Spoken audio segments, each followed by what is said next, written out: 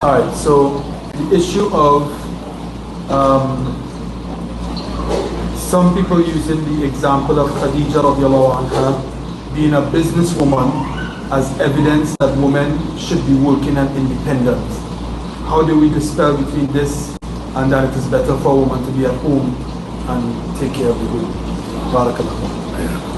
Firstly, Khadijah radiallahu anha being a businesswoman, Na'am, that is correct, she was a businesswoman. But there is no evidence in that because of the fact that that occurred prior to the Bi'tha, prior to the Prophet ﷺ being sent as a prophet. And so there isn't any clear evidence that proves that women should be independent and should have their own businesses and what have you. Is it permissible for a woman to have a business? Of course it is. Lakin, that is not an evidence pointing towards, for example, the desired nature of doing so. Secondly, Khadijah radiallahu anha, she had men who took care of her business. From them, the Prophet sallallahu alaihi wasallam. And this was before the Prophet sallallahu alaihi wasallam was sent as a messenger. Likewise, from them, she had a male slave whose name was Maysara, who used to, alongside the Prophet, take care of the business of Khadijah radiallahu anha. So it wasn't her running around taking care of business and doing all of these things. Though, again, we do have that which indicates that some of the female companions, they did work and that they did help their husbands on the fields, for example, as was the case with Asma radiallahu anha. She used to help Talha. Talha had a piece of land that that they had some crops and they had tilled. Likewise, he had a riding beast that Asma used to look after, and she would leave out in the morning. She would till the land. She would harvest the crops, and she would look after the animal to the extent that she had blisters and sores on her knuckles and on her hands. And she sought a servant to help her with her chores. Similarly, the Prophet ﷺ, on an occasion when he was with his companions, he saw her returning from the field with the basin of grain on her head, carrying that back to the home. And the home was a number of farasikh. The farsakh is some 3 miles. It was a number of farasikh. And so she was traveling miles with the grain, returning home with that. And so the Prophet ﷺ on an occasion stopped for her that she used one of their animals and that they accompany her and bring her home. And so she refused to take the offering of the Prophet ﷺ. And when she got home, she informed Talha. And so Talha said, so why didn't you go? And so she said that I remembered your ghira, I remembered your jealousy. And so Talha radiallahu anhu, he said that by Allah, it would have been more beloved to me that you take that. And that was the daughter of Abu Bakr Siddiq radiallahu anhu. Fatima radiallahu anha likewise used to help out with the chores, with the men's chores. To the extent, similarly, that her hands had abrasions upon them. And so she sought from the Messenger of Allah sallallahu alaihi wasallam a servant. And the Prophet ﷺ rejected her request, and instead taught her a dua and supplication and adhkar.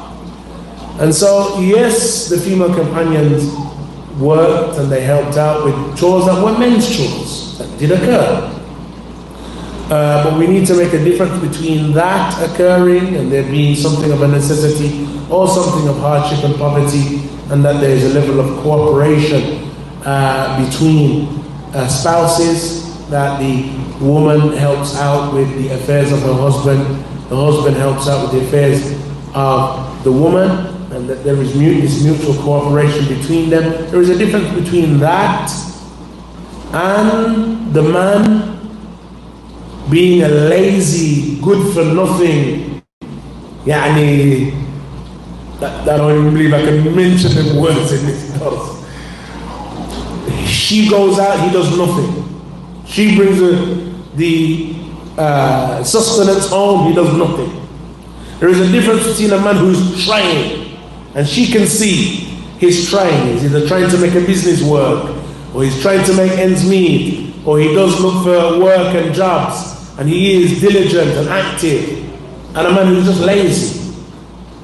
And then when she says, you know, I would really love that you do something, or that he says, you know, well, you know, the female companions, they used to work, they used to do men's jobs. That is not what is intended. But yes, it occurs, and we have to be real, we're living in a real world. Yes, it did occur even at their time.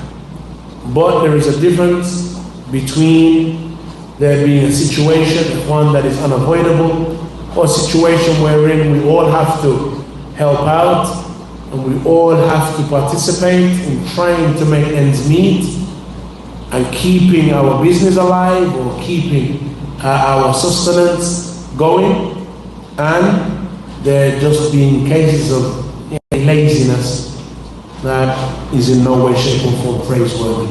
So the origin is that the woman remains at home. Origin is that the woman remains at home, and that she maintains the goodly household, and that the men, they are the breadwinners. That is the origin. That is how Allah Azza wa Jalla created the natures of the women. The men are the breadwinners. And you know, there is nothing digressive about that. There is nothing that is to be mocked or to be looked down upon. And we are not taken by modern day peer pressures. And we are not taken, ikhwan, by latest trends and feminist fads. Rather, our role model is the model of the Messenger of Allah sallallahu alaihi wasallam, his household, and then the model of the companions of the Messenger of Allah and their households. That is what we model our societies upon. This is what we as youth look towards. This is what we as women look towards and follow. This is what we as husbands look at and emulate. This is what establishes our households.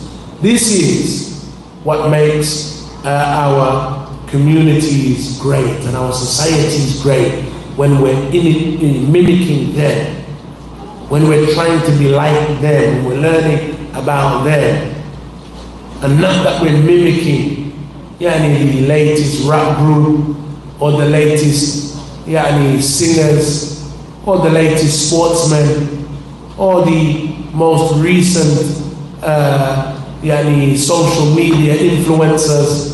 Why? Oh, because everybody in the world is also listening to them and following them. That is not our way. And then we couldn't care less what the rest of the world is doing. We couldn't care less what the majority are doing. Allah Azza wa Jalla has always dispraised majorities in the Quran. وَمَا أَكْثَرَ النَّاسِ وَلَوْ حَرَصْتَ بِمُؤْمِنِينَ. The majority of the people, as Allah mentioned, the majority of the people, even if you are ardent, will not be believers. وَإِن تُطِعْ أَكْثَرَ مَنْ فِي الْأَرْضِ يُضِلُّوكَ عَنْ سَبِيلِ اللَّهِ. And if you obey the majority of those who are on earth, they will misguide you from the way of Allah. Allah tells us this. So we are not affected by influences and by the latest trends, and we are not taken by YouTube shorts and by TikTok and swiping up left, right and center. Rather, we are affected by the sunnah of the Messenger of Allah.